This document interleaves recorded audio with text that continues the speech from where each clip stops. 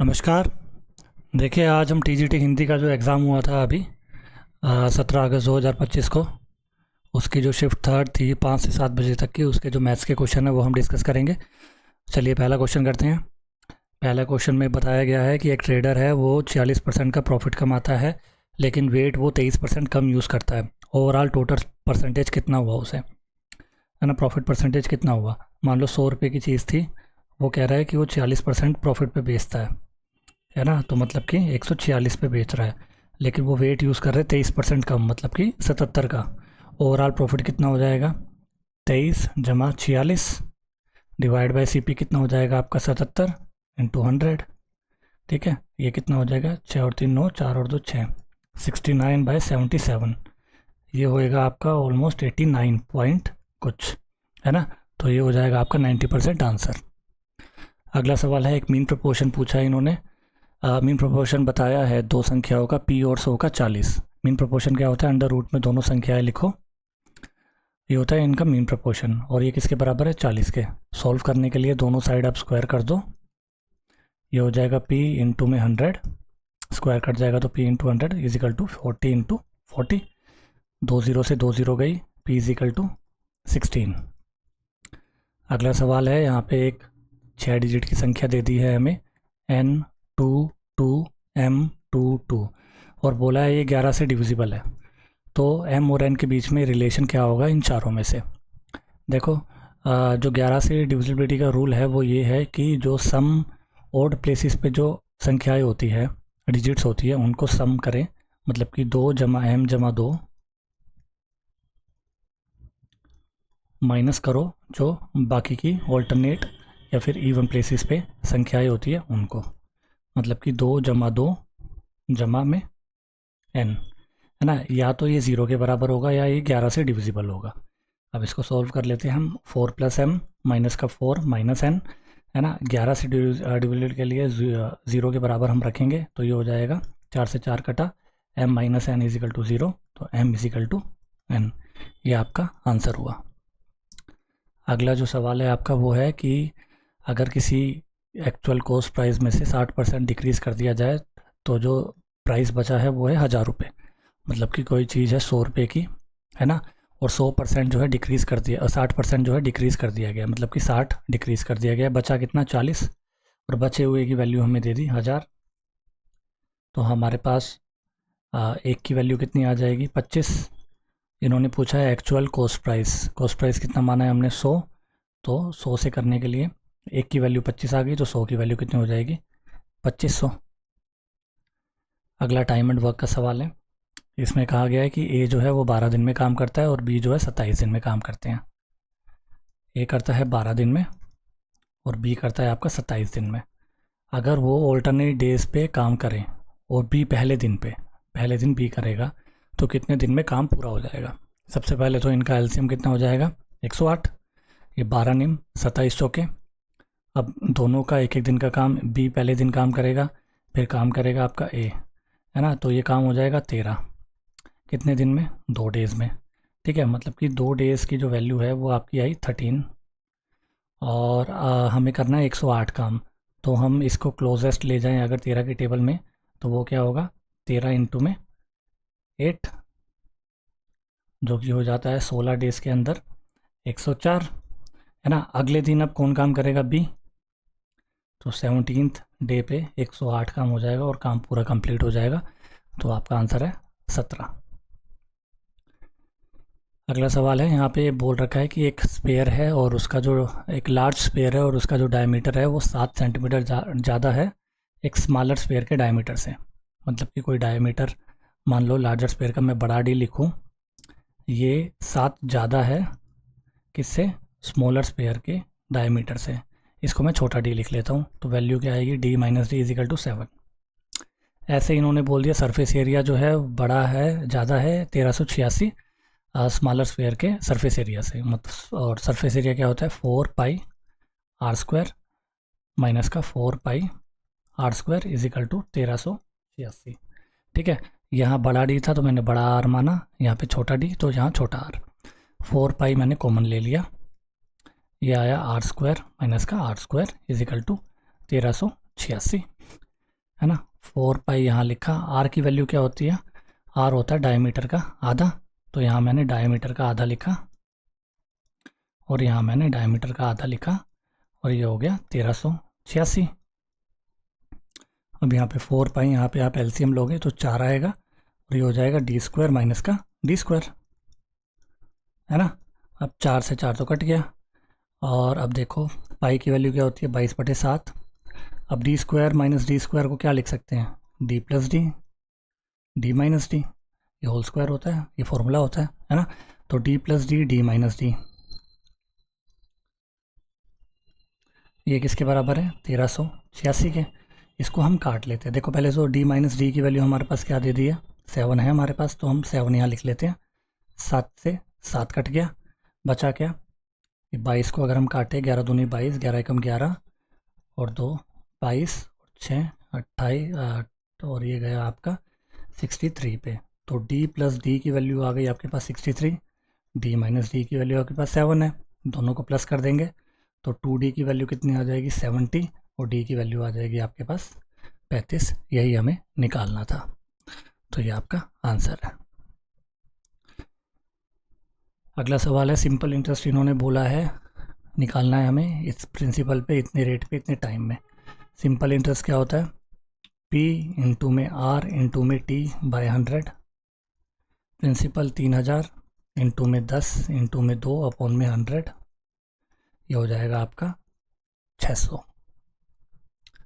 आसान सवाल था। अगला सवाल है, इन्होंने इनकम दे दी है अमित की 26,000 रुपये और ये कह रहे हैं कि 20% से हर साल बढ़ता है, तो 2021 मतलब 2 साल के बाद उसकी कितनी हो जाएगी इन्वेस्टमेंट, है ना। तो 26,000 को मैंने लिख लिया ऐसे और 20% होता है 1/5, मतलब कि कोई संख्या 5 थी वो 6 हो गई, अगले साल भी 5 से 6 हो गई। अब 5 से आप काटोगे तो 200 पे और ये गया आपका 40 पे। अब आपको करना है 26 गुणा में 40 गुणा में 36। 26 गुणा 40 कितना होता है? 6 चौक 24, 4 दूनी 8 और 2 10। 104 गुणा में 36 गुणा में 10। अब 104 की अगर आप 36 से मल्टीप्लाई करोगे, 6 चौक 24, 2 6 4 3 12। अब देखो यहाँ पे 4 आया, यहाँ पे 4 आया, 0 तो आखिरी में आएगा ही आएगा। लास्ट के 3 डिजिट हमारे पास आ गई 440। ये है कहीं? नहीं है। ये आपका आंसर है। चाहे तो आप 2 डिजिट से भी कर सकते थे कि आप अगर इसको मल्टीप्लाई करोगे तो 6 चौक 24 आएगा, है ना, और 0 आएगी आखिरी में। आखिरी में 40 सिर्फ एक ही ऑप्शन में है, वो है इसमें। तो आपको मल्टीप्लाई करने की भी ज़रूरत नहीं है, आराम से जो है इसकी जो आखिरी की 2 जो संख्या हैं उससे आप आंसर निकाल सकते हो। अगला सवाल है हमारे पास, 2 इन्होंने कार्स की रेशो, स्पीड की रेशो दे दी है 5:6 और सेकंड कार का डिस्टेंस दे दिया, सेकंड कार का टाइम दे दिया है। तो सेकंड कार की जो हम स्पीड है वो हम निकाल सकते हैं कैसे? डिस्टेंस बटे में टाइम, ये कितना हो गया 20, लेकिन ये तो 6 के बराबर है। अगर 6 20 के बराबर है, 1 बराबर हो जाएगा 20/6 के। ये हमें बताना है speed of the first car. First car क्या है? 5 के बराबर। ये हम करेंगे 3, ये हो गया 10, तो ये हो गया आपका 50/3। ये आपका आंसर है। अगला सवाल है, आपको टेबल दे दी गई है 2012 से 2016 तक की जो वैल्यूज़ है एक कंपनी की, वो हमें दे दी है और इन्होंने बोला है कि जो क्यू की इन्वेस्टमेंट है 2012 से 2016 वो हमें बताएं कि कितना इंक्रीज़ हुआ है। देखो क्यू का है यहाँ पे 2012 में कितना है 65 और 2016 में कितना है 78। इंक्रीज़ कितना हो गया 13/65 इंटू में 100, ये हो जाएगा 1/5। ये गया आपका 20 पे, ये हो गया आपका 20% आंसर। अगला सवाल है आपका, एक क्यूबॉइडल टैंक है जिसकी डायमेंशंस हमें दे दी गई है, हमें बताना है इसकी वॉल्यूम। तो वॉल्यूम के लिए फॉर्मूला क्या होता है? L इंटू में B इंटू में H, मतलब कि 36 इंटू 4 इंटू में 48। अब देखो यूनिट जो इकाई संख्या है, यूनिट डिजिट जो है वो सबकी अलग है, हम आराम से निकाल सकते हैं। 6 चौक 24 और 8 से मल्टीप्लाई करेंगे तो आखिरी में क्या आएगा 2 कौन से में है इसमें, तो ये आपका आंसर है। देखिए अगला सवाल काफ़ी इंपॉर्टेंट सवाल है, ये रिपीट भी हो रहा है एग्ज़ाम में। इसका मैं आपको मेथड बता देता हूँ कि आप एग्ज़ाम में किस तरह करें। थोड़ा सा मैं इसमें समय लूँगा ताकि मैं आपको अच्छे से बता पाऊँ। देखो इसमें क्या दिया है, हमें रेट दे दिया है 9.9%, ठीक है। और ये बोला है कि हाफ़ ईयरली के बेसिस पे जो है ये कैलकुलेट होता है। और एक कस्टमर 9,015 रुपये 1 जनवरी को और 1 जुलाई को डिपॉजिट करता है किसी बैंक में, तो टोटल इंटरेस्ट 1 साल में कितना होगा। सबसे पहले तो हाफ़ ईयरली है, तो मतलब कि अगर 1 जनवरी को कर रहा है वो, तो उसका इंटरेस्ट 2 बार काउंट होगा 6 महीने में, है ना।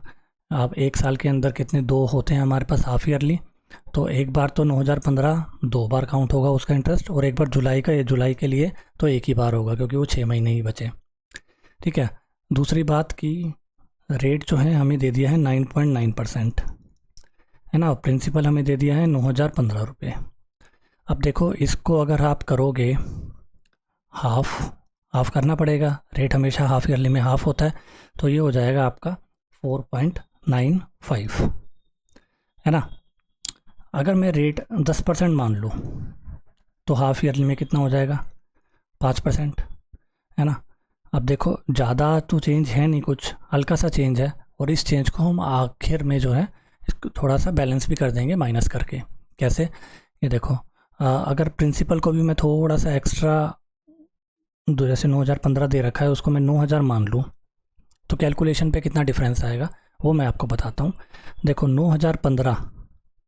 9,015 का अगर मान लो आप 4.95 के, और ये है 5%, इसका डिफरेंस कितना हो गया 0.05%। बहुत ही कम है ये 0.05%, है ना। अगर मान लो 9,000 का आप 0.05% करोगे तो कितना हो जाएगा 9 पंजे 45, है ना, और 4 जीरो, तो ये हो जाएगा आपका 4.5 इतना। और 9,015 का आप 0.05% निकालोगे तो वो कितना हो जाएगा, वो भी आपका हो जाएगा 4.50, और अराउंड आपका आ जाएगा ये 75 के आसपास, ठीक है। अब देखो इसमें ज़्यादा डिफरेंस तो है नहीं, ये भी 4.5 है, ये भी 4.5 है, तो हम प्रिंसिपल इसको लेट कर लेते हैं, ठीक है। रेट 5% को लेट कर लेते हैं। लेकिन होगा क्या कि जैसे 9,000 का आपने 0.5%, ये 4.5 जो है ये एक्स्ट्रा आ रहा है ना, ये आ रहा है एक के लिए, और यहाँ पे जो है आप कैलकुलेट करोगे तो 3 बार कैलकुलेट करोगे, क्योंकि 9,000 का 1 जनवरी के हिसाब से तो दो बार इंटरेस्ट कैलकुलेट होगा, और 1 जुलाई के हिसाब से एक बार इंटरेस्ट कैलकुलेट होगा, तो एक्स्ट्रा जो है ना हमारे पास वो इतना आएगा, वो हो जाएगा 13.5। ये आखिरी में हम माइनस कर देंगे। कैसे, देखो अगर हम प्रिंसिपल ले 9,000 रुपये और रेट ले 5% के हिसाब से 2 बार आप करेंगे, तो 5 जमा 5 इफ़ेक्टिव रेट क्या आ जाएगा आपके पास 10.25। ये तो हो गया जो 1 जनवरी को आपने पैसा डाला है उस पर इंटरेस्ट। अगला आप करेंगे तो 9,000 के हिसाब से 5% का इंटरेस्ट बस, है ना, जो आप जुलाई में डालेंगे, और माइनस कर दो 13.5, क्योंकि ये हमने एक्स्ट्रा लिया है, क्योंकि हमने जो है वैल्यू थोड़ी ज़्यादा ली है पॉइंट में, है ना। 0.95 यहाँ पे है और यहाँ पे है 5%, तो ये थोड़ा एक्स्ट्रा लिया है हमने ताकि बैलेंस हो जाए। अब 9,000 का आप ये निकालोगे, 9,000 का 10% कितना होता है 900, और 0.25% कितना होता है 25 निम 225, ये हो जाएगा 22.5। और 9,000 का अगर आप 5% करेंगे तो ये कितना हो जाएगा 450, और इसमें से ये घटा दो, बस कैलकुलेशन आपकी आसान हो गई बिल्कुल। ये हो जाएगा आपका 922.5, ये हो जाएगा आपका 450, 9 4 13, है ना, 1372 में से 13.5 गए, ये हो जाएगा आपका 1359 के आसपास आ जाएगा। इसके आसपास एक ही ऑप्शन है, वो है 1360।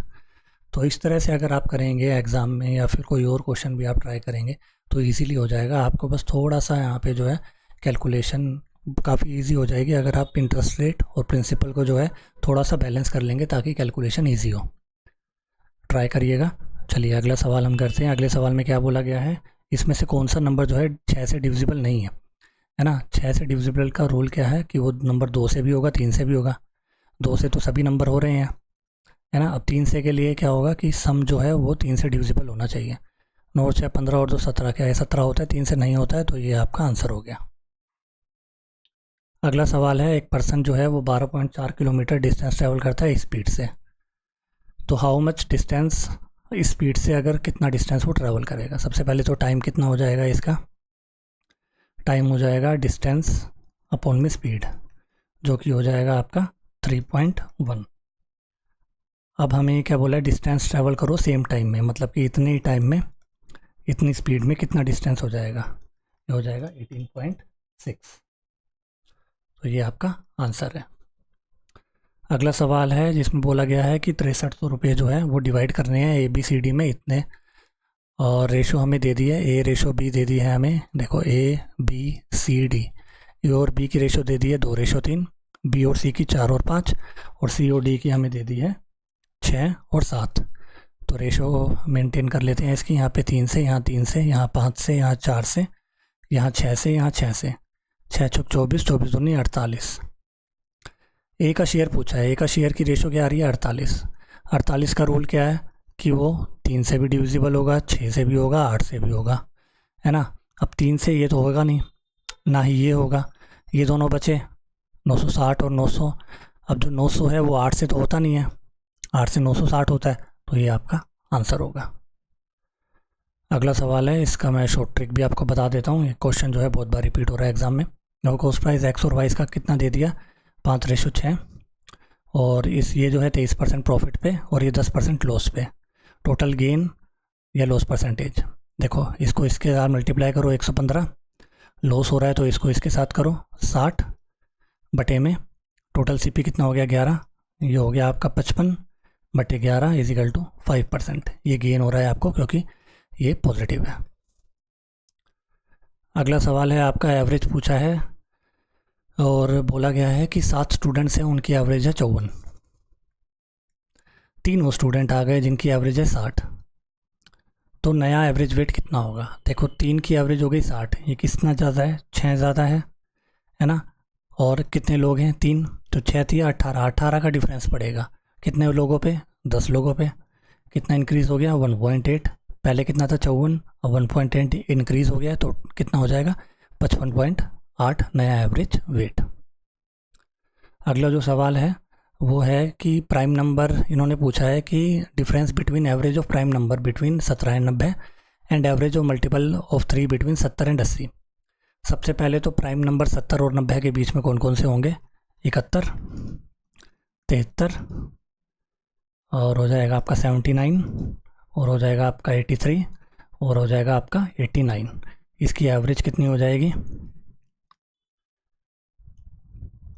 इसकी एवरेज हम निकालें तो 9 और 3 12, 12 और 9 21, और 3 24, और 1 25, 2 हासिल, 8 और 8 16, 16 और 2 18, 18 और 7 25, 25 और 7 32, 32 और 7 395। इसको हम करेंगे तो ये हो जाएगा 7 पे और ये हो जाएगा 9 पे, है ना। और मल्टीपल ऑफ 3 बिटवीन 70 एंड 80, ये तो हो जाएगा 72 जमा में 75 जमा में 78।